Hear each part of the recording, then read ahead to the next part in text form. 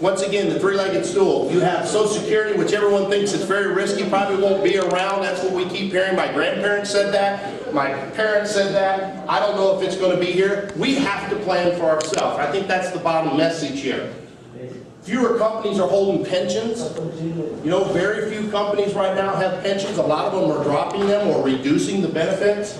So we've got to really talk about our personal savings. How much will you need? What's the shortfall? And how can cash value life insurance come into play here? That's, I think, what we're all thinking about and trying to wonder. How can cash value life insurance help us? How will taxes affect your planning? Because that's important. If you'll look behind me, this is a very, very important slide.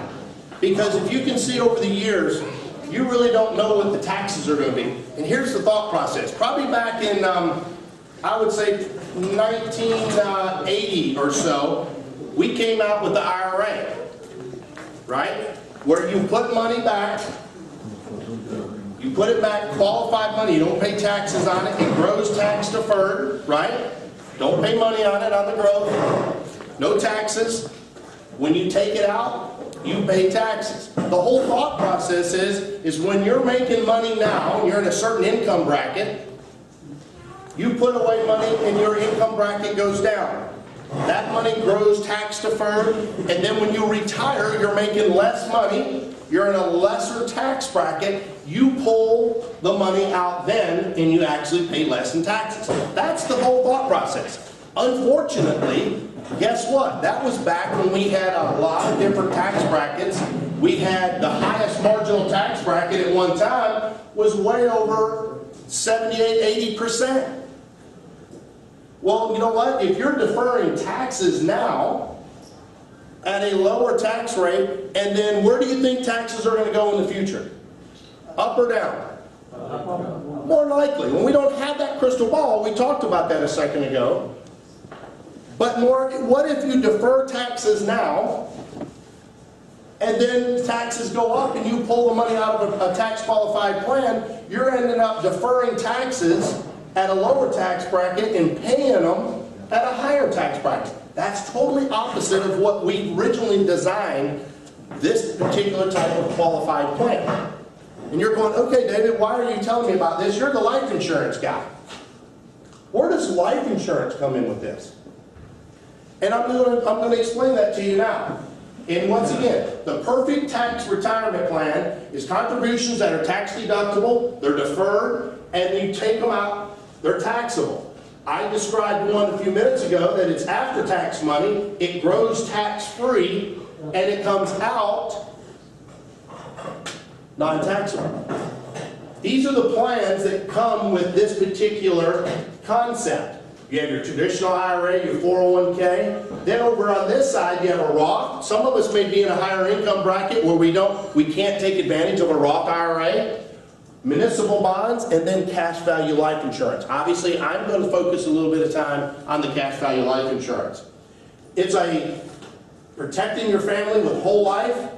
It can be paid with after-tax dollars. Once again, the tax deferral. You can enjoy some of the money on a tax-free. Remember a few minutes ago I said, how much money do you want non-reportable income at retirement? You remember that? You said a lot. Well, I'm going to show you how you can do that. Right now, if you have a 401k, you want $100,000 at retirement every year to come out of your 401k. You take $100,000 out, 100% of it's taxable because it was put back with pre-tax dollars. And if you're in a 25% tax bracket, you're paying $25,000 tax. Basically what you have is $75,000 after taxes to spend. So you're pulling out 100, enjoying 75,000. That's the traditional way. But if you would take your pre-tax dollars and only pull $50,000 out, 100% of it's taxable, but because you've gone from $100,000 to $50,000, now you're down in a lower tax bracket at 15%. You're going to pay less taxes on the 50, but then if you have a nice cash value life insurance, a whole life, a universal life. In a minute I'm going to talk a little bit more about some term insurance and the different types of insurance, but if you take your cash value life insurance and diversify This is a diversification. You can pull money out of your cash value life insurance. It's not taxed. And I think the biggest point is that circle right there. Because before you got out of 100,000, you got 75. You're pulling 100,000 out. You got more spendable dollars. That's what we want to do. You want to get the most spendable dollars at retirement. You're paying less tax. So now we don't have to worry about that crystal ball and what's going to happen in 15 and 20 years down the road, because we don't know. Now you're actually diversifying your tax plan at retirement, which is a very clever concept to do. Now, a lot of you in the room, and I know the community very well, a lot of you in the room, you'll buy life insurance, cash value life insurance, and you will never touch it. The cash is there. I know that. But you know what? To have that option back in 2008, when the market went down and things got tight, if you need money, you can get it from the cash value life insurance plan. You may never need it, but it's nice to know it's there if you need it. Wouldn't you agree? Yes. Nice to know it's there. So this is the major conversation that I wanted to share with you tonight, this afternoon. And I got a few other slides to go through. But really focus and start thinking, where are you in your progress with retirement? Are you going to take all your income from a qualified plan? Are you going to sell your business if you can get a buyer? May not. How are you going to have money, and how are taxes going to affect you at age 65, at 68, at 70? So this is just a good concept to think, all right, I want to diversify, and I want to balance out my retirement plan. Make sense? All right? This is something that a lot of you will like. If I asked you, what in your portfolio has guaranteed death benefit? In other words, if something would happen to one of us, New York Life would step in and give your heirs money. What in your portfolio has premium never to increase? Once you lock in a premium, it doesn't go up. How many of you bought a car 20 years ago? Raise your hands. There's only one of you bought a car 20 years ago? My son wants a car today. He's not going to give it. Right? So were the cars cheaper 20 years ago than they are today? Of course. Everything was cheaper then, right? So what I'm telling you is, if you buy cash value life insurance, you're locking in a premium that you will never have to worry in 20 years. It's not going to go up. It's got a guaranteed premium. Guaranteed cash value growth. That G word, for the longest time in the financial industry, we could not talk about guarantees. But with whole life insurance, you can talk about the guarantees, because every year you have a guaranteed cash value growth. Additional growth through dividends. New York Life is a mutual company. We are not owned by Wall Street. We do not sell stocks. We are a mutual company. Very important. When you do business with someone, do business with a mutual company. There are several nice companies out there. New York Life is one of the top-rated companies in the entire industry. You want to make sure that you do business with a mutual company, because we don't answer to Wall Street. We don't have to worry about quarter-over-quarter returns. Who owns New York Life? Our policyholders. Tax-deferred cash value growth, protected from creditors. How many of you own your own business? How many of you own your own business? Let's see. Y'all don't like raising hands today, do you? Right? All right. If you own your own business and something would go wrong, people can try to get and come in and put a lawsuit against you. They can try to get your assets. Life insurance is protected from creditors. It's protected from those situations. Very important. A lot of very wealthy people put money into cash value life insurance for that main reason, to protect it from creditors. Access to your cash value through tax-free access. That's the part that I talked to you about of non-reportable income at retirement, and an income tax-free death benefit. In other words, I need you to understand, I think a lot of you do, that in an event of one of us dying, the life insurance proceeds that go to your beneficiaries are 100% tax-free. So if you got money in an annuity, money into a mutual fund, and you die and that money goes to your family, there are possible some tax issues there. But life insurance, unless it's some certain situations where it may be a modified endowment, which very seldom it is, it goes 100% tax-free. Not one dime is paid in taxes. Very important. If I were to ask you, what in your portfolio, what in your investment strategies that you're doing right now has all these benefits? I don't know of anything that has all those benefits except whole life insurance. All of those. Here's something pretty interesting. If you are in the investment world, Ibbotson is a name that you're probably familiar with. Ibbotson is a huge company. They're very respected in the financial services world. And here's what Ibbotson says.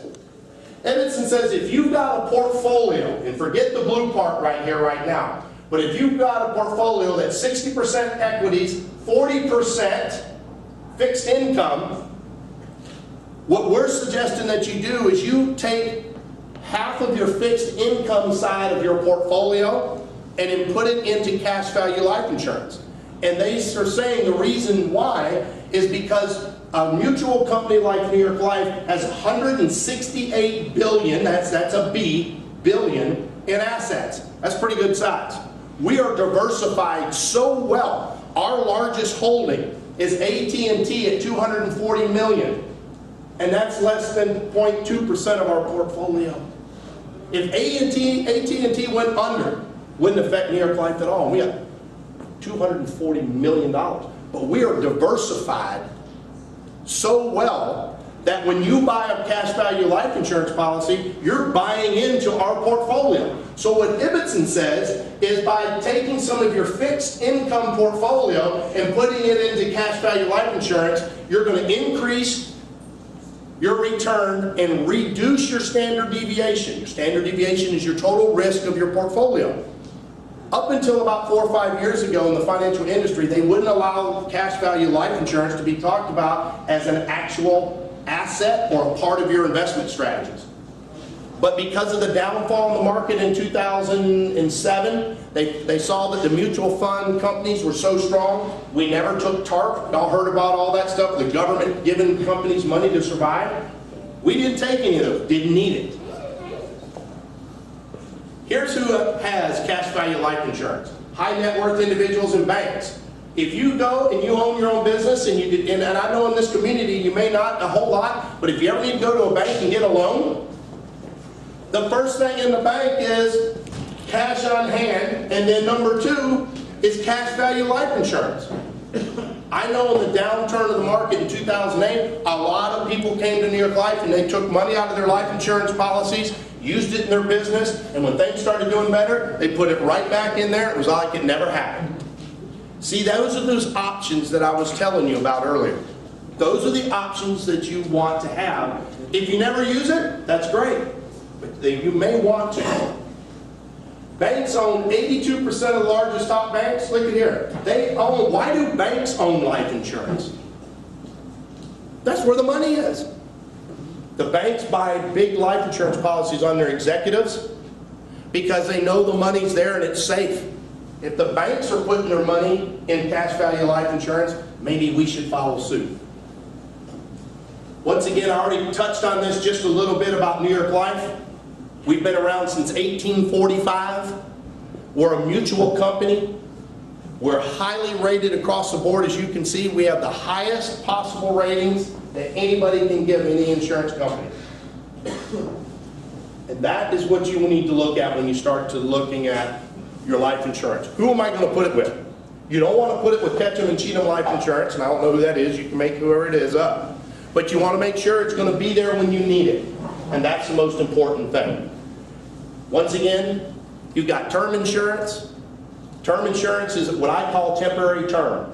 It's not there for you to have at age 60, 70. You can't afford it. It's too expensive. Term means for a certain period of time. Sometimes business owners will buy a very nice cash value life insurance policy, and then they'll buy a block of term. The term is just there for 20 years while they're in business in case something would happen. It's only for a certain period of time. The other part is whole life insurance. New York Life offers this traditional whole life insurance. Premiums due all the way to age 100. Or the custom whole life, where a lot of our clients came to us about 8 years ago and said, you know what, New York Life, we like cash value life insurance, but we don't want to pay premiums forever. So we developed and patented a product called Custom Whole Life. You say, David, I want to pay premium for 20 years and I don't want to pay again. New York Life says, we'll design a policy for you. You pay 20 years. It's guaranteed paid up. When New York Life says guaranteed paid up, it's backed by the financial strength of the company. Very interesting product. We also have a universal life product that is a interest rate sensitive product. It works a lot like, it's a cash value permanent product. Premiums don't go up, but it allows you to have the upside potential of the interest rates. Right now interest rates are low, right? Where do you think interest rates are going to possibly go in the future? So in universal life you have that upside potential. The last product I want to mention to you is a variable universal life. We call it VUL. It is similar to the universal life, except your upside potential, the extra cash that's in it, is invested into mutual funds. A lot of upside potential on that. There's a product out there now New York Life does not participate in, and I do want to mention it to you. It's an index universal life. If someone comes to you and wants to provide to you an index universal life, be careful. Just going to tell you, be careful. They promise you big upside returns with no downside. If that was true, we'd all run that direction. It's not true with the index universal life. They cap you on the growth, and they got a small base floor that you won't lose money on it. But if you're going to get into the market, take full potential of the upside.